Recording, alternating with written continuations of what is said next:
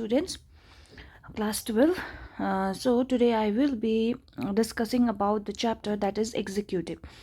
And in executive we will learn about um different subtopics such as prime minister, president, and what is political executive, so on and so forth. So let's start. So in this chapter we will be discussing about the meaning and functions of executive, meaning and role of civil services, difference between permanent political and permanent executive in India, as well as political executive in India and USA, a comparative study, powers and function of executive head in India, that is president as well as prime minister, and powers and heads of executive in USA, that is president.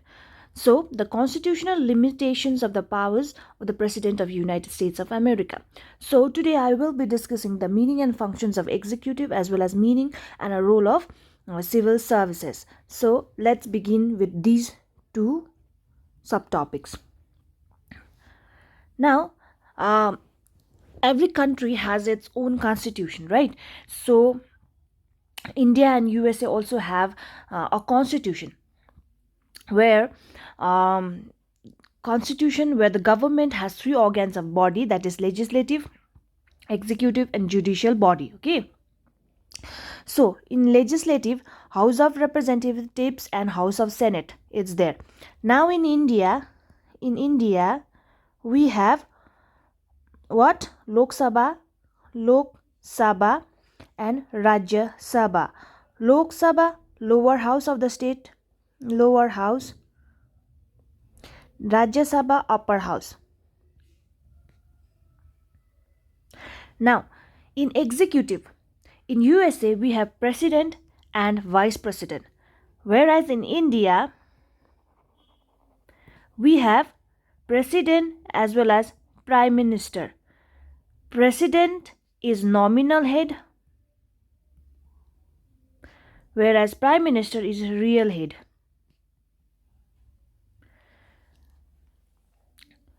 So the judicial system, there is a Supreme Court, and in India we have Supreme Court, High Court, and other subordinate courts or lower courts.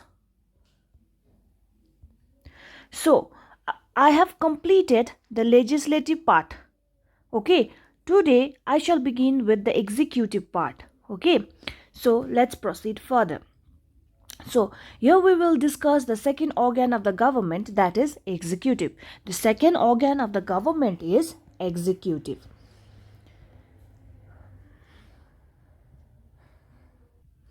What is executive? Now let's understand what is executive. The executive branch is the administrative arm of the government, which implements and enforce all the laws created by legislative branch and as interpreted from time to time by judiciary. Now, this definition is for your understanding, it can be divided. Okay, executive branch is an administrative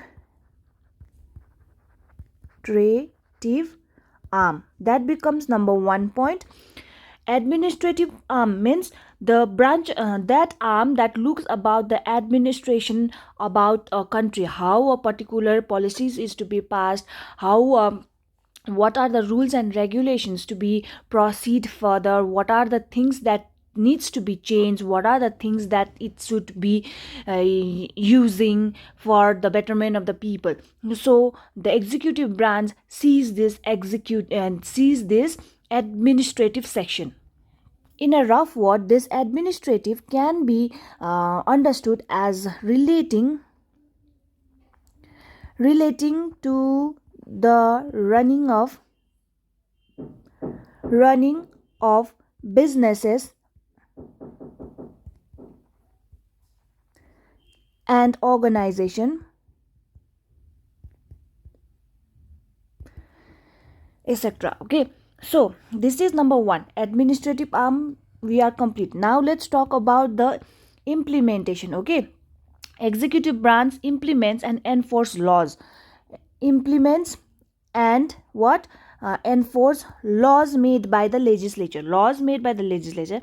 And in the third point, this these laws are interpreted time to time by judiciary. Laws are interpreted in time to time by judiciary. The executive is the other explanation I can give is the executive is that branch of government which carries or executes the will of the people. The will of the people can be considered as a demand, what people actually want. So every now and then people have different demands regarding their job security, regarding their health sector, etc. And these demands are fulfilled by the executive branch, okay, because these executive branch are those branch which have been continuously going for the will of the people, as formulated in law. It is a pivot around which the actual administration of state revolves. This is given by Adam Gilchrist.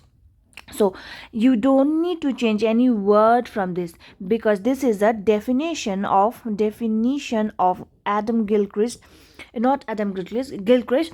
The executive branch of the executive is the branch of a government that is simple, as it carries out or executes the will of the people as formulated in law, and it is pivot around which the actual administration runs. Look, this is an executive branch. Now executive can be as different arenas of looking. So one is education sector, one is information sector, one is defense sector, one is maintaining public relations, one is for health and hygiene, one is for roads and bridges. So many administration laps over each other in that executive. So this executive is like, it is a pivot around which actual administration runs. Okay. Now, what are the functions of executive? Let's understand different functions of executive. First one is enforcement of law. First, appointment making function, treaty making function, defense, war and peace function, foreign policy functions, policy making functions related to law making, and financial functions. So let's understand what is enforcement of law. The primary function of executive is to enforce law and maintain law and order in the state. What is the primary function is of executive is to enforce law and to maintain law and order in the state. Whenever a breach of law takes place, breach means violation. Whenever a violation of law takes place, it is the responsibility of an executive to plug the breach and bring offenders to book, means to punish. Offenders to book means to punishment. Punishment to offenders. Punishment to offenders. Each government department is responsible for implementation of laws and policies, okay, concerning to its work only. Because now I can give an example. Executive is there. Now this education department is there. Education department is there, where it only looks after the works related to education, not more than that, okay, just education. So this is the department where laws are responsible, laws and policies are implemented for related to that particular department. So in defense they have laws and policies related to defense only, okay. For maintaining law and order in the state, the executive organizes and maintains police force. So in order to maintain what? Law and order. Now law and order, what we need? Police force is required. Police force is required because the executive has, like legislature has a coercive method.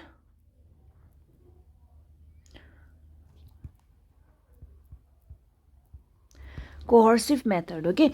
Now like the enforcement of laws, executive enforce laws and maintains law and order in the state. So if any violation takes place, executive brings that offenders, those violators, for punishment. And each government department under the executive branch is responsible for implementation of laws and policies related to that department only. And in order to maintain this law and order, police force is required. This is enforcement of law. Now, appointment making functions. What are the appointment making functions? All major appointments are made by chief executive. The members of civil service are also appointed by the executive. Now, all the major appointments are made by chief executive. Now, director, superintendent of police, so many things like secretary, so many things are there. They are done by executive. Okay, the civil service, the people related to bureaucracy, such as like IPS, IAS, IFS. These are appointment are also done by the civil service by executive. Likewise, the president of United States States makes very large number of key appointments. All the secretaries who head various government departments, judges of the Supreme Court and other federal courts, the federal officers in the states are appointed by the US president. This is an example for how president elects. Now, appointment making functions, I know that you are. Now, the third one is treaty making function. It is a responsibility of an executive to decide which treaties are to be signed. Now, it is the function of executive. That executive sees that which treaties means agreement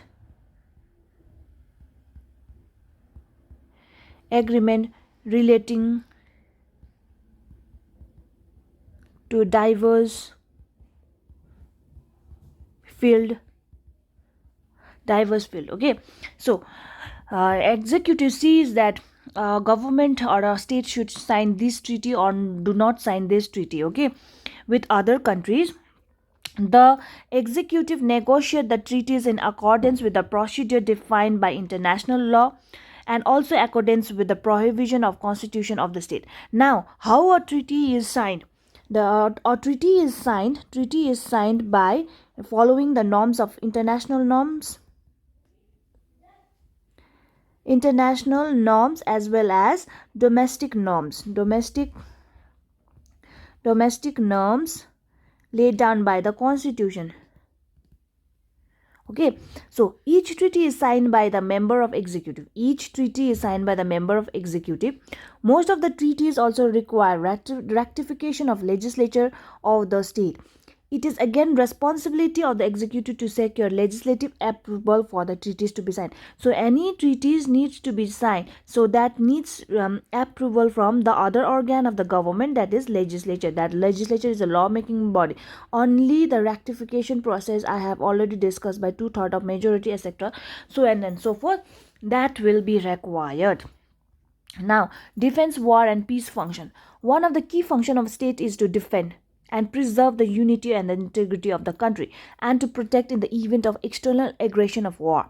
Okay, and whatever that happens related to war, whatever that happens related to the if the peace is if the peace and the security of a country is challenged, then it is the executive branch of a government that looks after the event. Okay, and it is the responsibility of executive to undertake this work, to organize military or defense of a state, to prepare fight for a war if it becomes necessary, and it becomes negotiate after signing peace settlement after every war, are the functions performed by the executive. So whenever a country is in danger, it sees that executive performs their duty well by maintaining their military, by maintaining their defense, and in terms of a war negotiation, talks, confidence building measures are performed by executive. Because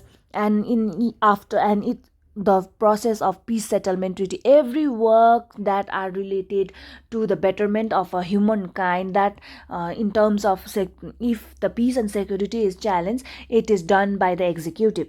The executive is the final judge of nature of a threat of security of a country.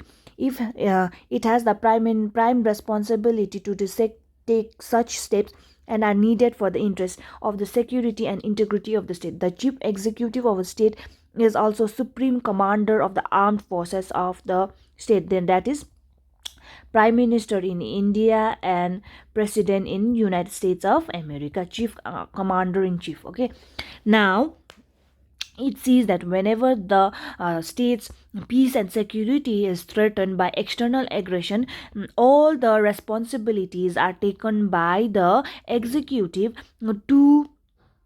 to maintain the integrity of the state, and the whole authority of decision making in that executive is in the hands of a commander in chief. And in India, commander in chief is prime minister, and in president in USA, that the commander in chief is president. Now, foreign policy making and conduct of foreign relation. Foreign policy, as the term itself says, that foreign policy related to other countries. Conduct of foreign relation. How the relation between different countries. So, in the age of ever increasing global interdependence, what does this ever increasing global interdependence means? Every country is dependent to each other, irrespective of whatever be, because we have seen so many Chinese goods plus Korean products, Japanese products, etc. Okay, so we are dependent to each other. So in the age of now, in this contemporary age, what is that? We have a increasing global interdependence. We are interdependent with to each other, means not to our state but to different countries. And it has become one of the most important functions of government to formulate the foreign policy. The main functions of government that executive branch is to formulate the policies of the state and conduct foreign relations. These functions also performed by the executive. The executive formulates the goal of national interest, means 5 years of term, what kind of national interest to be achieved, fixes the priorities. It first formulates the foreign policy of nation and then implements for securing the definite goals of national interest. The executive appoints the ambassador to the states and other states, means countries to the countries. India sends its ambassador to Sri Lanka. India sends its ambassador to USA, Japan, etc. Now, from Japan also, it sends ambassador to India, like this, vice versa. Okay, so the executive sees in conducting the foreign in making foreign policy, as well as the conducting foreign relations for achieving the national interest and securing the goals and objectives, and that is defined in particular, that needs to be defined. Now, policy making. Modern welfare state has to carry out large number of functions of securing socio-economic, cultural. So it has to seize like policy making. The policy means are those things that requires that give certain assumptions of what need to be done, and what needs to be achieved for certain things. So I can give you an example of policies in India, etc. In India, education policy.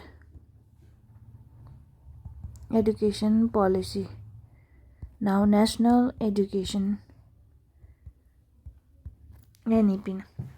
National education policy means there is a change, okay, and that change is required. And the policies can be for short term and long term also. Okay, it has their own objectives to be met.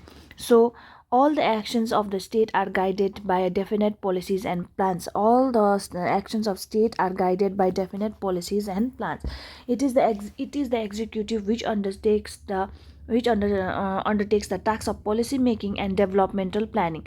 These are two most important functions of the executive branch, because by these the state carries out the objectives of promoting the welfare of the people. So this is the most important functions of executive also, because it says that uh, the policies are totally, be it short term or be it long term, it is for the welfare of the people, welfare of the people in a territory. So this is one of the most important functions. Okay, now, functions related to lawmaking. The lawmaking is a primary function of legislature. As we know that law is performed or formulate in legislature, because legislature is a lawmaking body. But however, the executive also plays a role in lawmaking. In this pair, let's understand the role of executive has been increasing by leaps and bounds. Okay, in a parliamentary system, now in parliamentary system means in India. Okay, in India the ministers are also the members of legislature, as they play leading role in lawmaking. Most bill for the legislation are introduced and piloted by them in legislature. Most of the time of the legislature is spent in passing the government bills. The bill passed by the legislature becomes law only after they are signed by the head of the state. Now, how bill becomes a law? How bill becomes a law? So, how bill becomes a law is, you know that how bill becomes a law. But the most of the thing is, in legislature, council of ministers are there. Okay, and council of ministers are uh, there for like passing of many governmental bills, passing of many government bills. So this is an executive branch. Okay, so it is totally related to lawmaking functions. The financial functions, it is the legislature which is the custodian of the finances. It is the legislature custodian of finance, means custody. It has a power to impose. It has a power to impose or reduce, eliminate, or tax. However, in actual practice, the executive exercises a number of financial functions. It has a responsibility to prepare at the budget. The process they proposes the levy of new taxes or changes in tax structure and administration. It collects and spends money and sanctioned by the legislature. This means that whatever the tax is there, it is imposed by the executive, be it changes in the policies regarding GSTs, VAT, etc. More importantly, rise and fall of fuel, petrol, diesel, it is done by the executive. Okay, the executive decides ways and means through which money is to be collected and spent. It formulates the economic policies and plans. It takes suitable measures for regulating the production distribution of goods, money supplies, prices, exports and imports. It contracts for foreign loans, negotiates foreign aid, and maintain financial credibility of the state. Everything to maintain the welfare of the state. The economic and the executive plays its role by formulating different kind of economic policies and plans, as well as it talks about securing or signing of a contract for distribution of goods and monies to the people.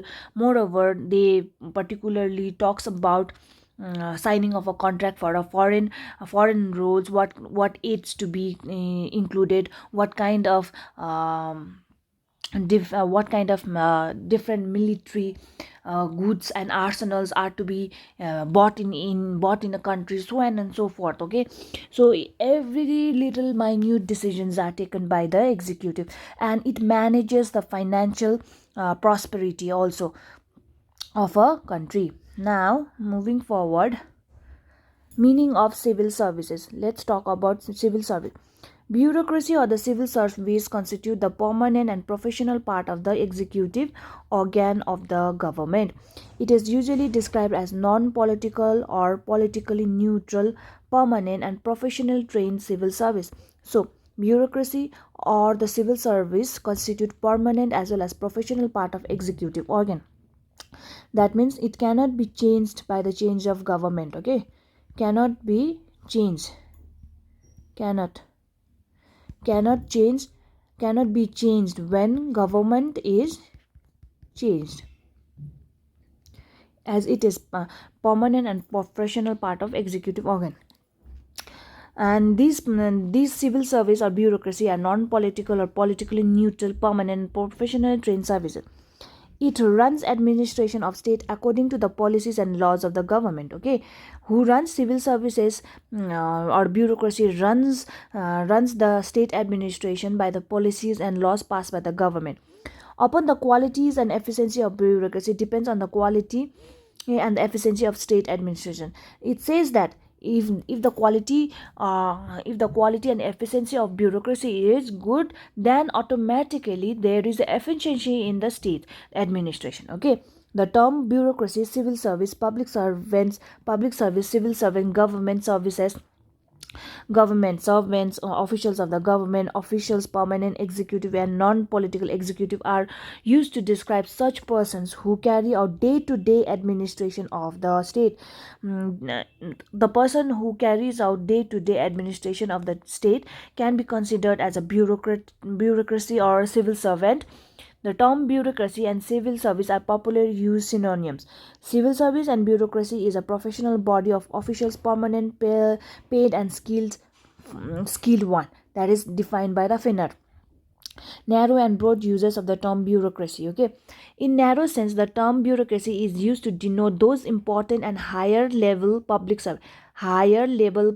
servants who occupy top level position in the state administration. In a broad sense, it refers to the all permanent employees of the government, right from the peon and clerks to the top level. Narrow sense says that only top level. Narrow sense says only top. But broader sense, what it says that people, all the permanent employees, right from peon, clerks to the top official, it is considered, it is termed as bureaucracy or civil service. Now, role of civil service, there are numerous role of civil service. Okay, right from implementation of government policies and laws, role making and policy formation, running administration, advisory function, role in legislative work, semi judicial works, and so on and so forth is there, but I have pointed out six the role of civil service. Now let's understand the implementation of governmental policies and law.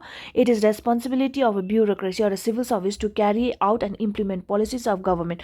Good policies and laws can realize serves their objectives only when they are efficiently implemented by the civil servant. Okay, if the policies are there, good policies are there, but the bureaucracy, what the civil servants are not implementing good, they are not working to their fullest capacity, that good policies, when good policy will directly have a negative effect. But if a country, if a state administration has a good civil servants and a good bureaucratic model, then it serves the objectives of being a good policies.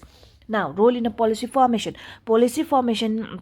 policy making in function of political. However, bureaucracy plays an active role in the exercise. Civil servants supply data needed to the political executive for formulating the policies. In fact, civil servant formulates several alternative policies and describes the merits and demerits of each. The political executive then sends and adopts such policies to the government. So policy formulation means bureaucracy talks about different kinds of and runs different kinds of administration. So they sees that certain policies need to be changed or adopted, they will be playing a leading role, they will be playing a leading role in policy formulation, because they note and nooks and corners of the administration of the state. Running administration. To run a day-to-day administration in accordance with the policies, laws, and rules and regulations and decision of the government is also key responsibility for bureaucracy. So bureaucracy plays a very efficient role because in accordance with the government, they have to play, like government have different policies, laws, rules and regulations, and of course the decision will be there, and by playing these points, civil services or bureaucracy has to run the administration efficiently. The political executive simply exercise guiding control of the supervising functions. Now the political executive and permanent executive I shall make you clear in the next video. Don't be confused. So advisory functions of civil services is that one of the most important function of bureaucracy is to advise the political executive. The minister receive all the information and advice regarding the function of their respective departments of the civil servants. As amateurs, the ministers have little knowledge about the functions of their departments. They therefore depend upon the advice of bureaucracy as qualified, experienced, and expert civil servants in a government departments. So the what does this mean? Means that government is there, new government is formed, but this bureaucracy, civil servants are there since, because it is permanent, they are permanent members. So whenever the change of government, these body will not change, and this body will have a major experiences also, because it is not changing, it's permanent, right? And with this experience they can guide the government, they can guide the government for running efficient running of the departments, like they can give suggestions to the ministers, etc. Role of legislative work. Civil servant plays an important role, but an indirect role in lawmaking, not a direct but indirect role.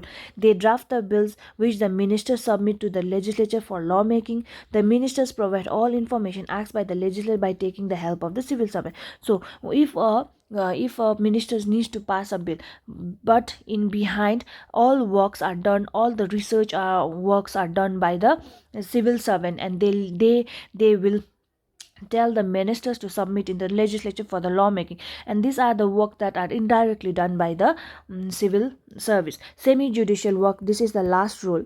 The emergence of the system of administrative justice, under which the several type of cases and disputes are to be decided by the executive, has further been sourced to increase semi-judicial work of the bureaucracy. The dispute involving the grant of permit, license, tax, concession, quotas, etc. are now settled by the civil servants. So these are the things where previously only the judge used to do, but now what happened, the disputes regarding the permit, vehicle permit, license permit, reservation of seat, concession of quotas, etc. are done by the civil servants. So this is the semi-judicial work of role played by the civil service. This much for today's lesson. Till then, stay safe and take care, and do compile your notes and send within allotted time, that is in a day.